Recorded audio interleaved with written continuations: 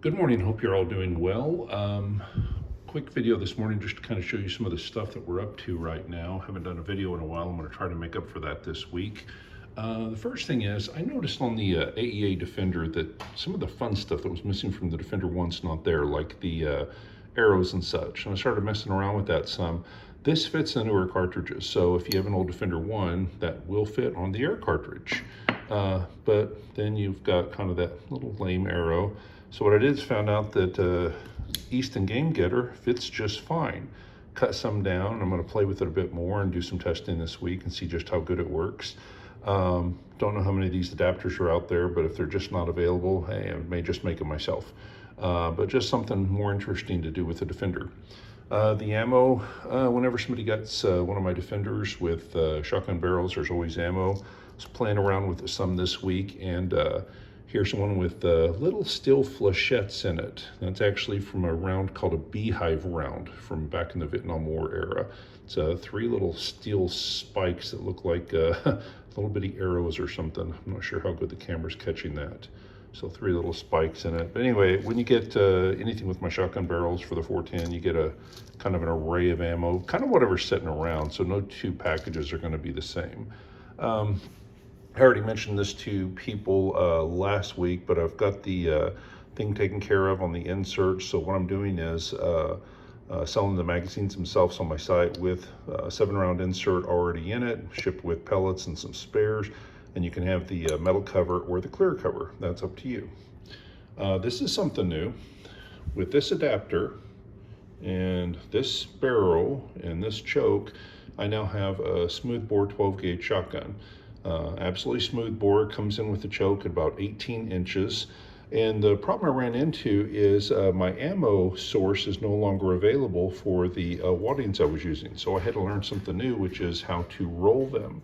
That also changed the weights a little bit. So for the number 4 buck, for instance, I can put about 675 grain in, and you can do that up to the point that it still fits in the gun. It can't be a bit longer. If it's any longer, it doesn't fit in the gun.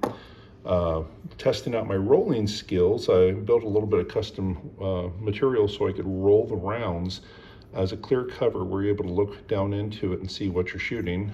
Makes it a little bit easier than writing it on there or something like that. That's how I'm going to move forward. I've rolled less than 50 of these, so they're not looking beautiful yet, but in time I'll get it down to where they all look pretty good.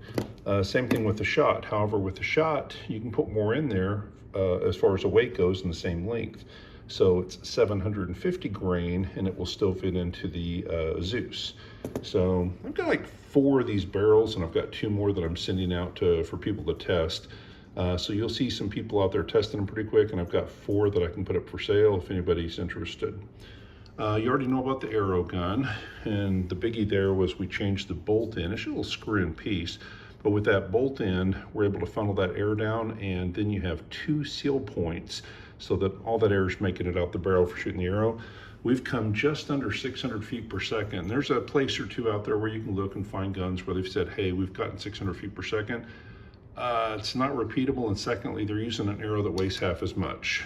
If you know a thing at all about physics and all that, when you double the arrow weight, the speed should go way, way down. We're still getting that around 600 feet per second with an arrow weighing 771 grain.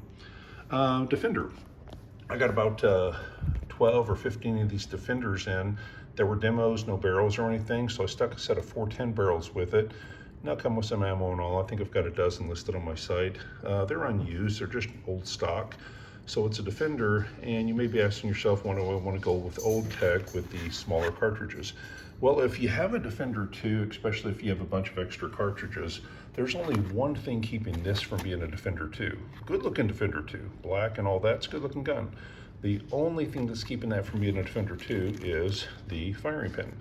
And there's a couple different places out there selling these firing pins nice and cheap. And all you gotta do is go in, switch out 2 firing pins, and then you have a black Defender 2 that you can use all your other accessories with. So again, this week, I'll probably do some testing on the 12 gauge, but again, I'm gonna get a couple mailed out to a couple different people who wanna test them out so they can see what they get out of it. Those are already listed. This is something I'll work on this week and probably shoot a video of, so hopefully I'll have some new content for you this week showing some of the stuff that I'm working on. Anyway, that's it in a nutshell. I've got a big announcement coming towards the end of August, something you ain't never seen before, but that's probably about a month away. So until then, y'all take care. Bye-bye.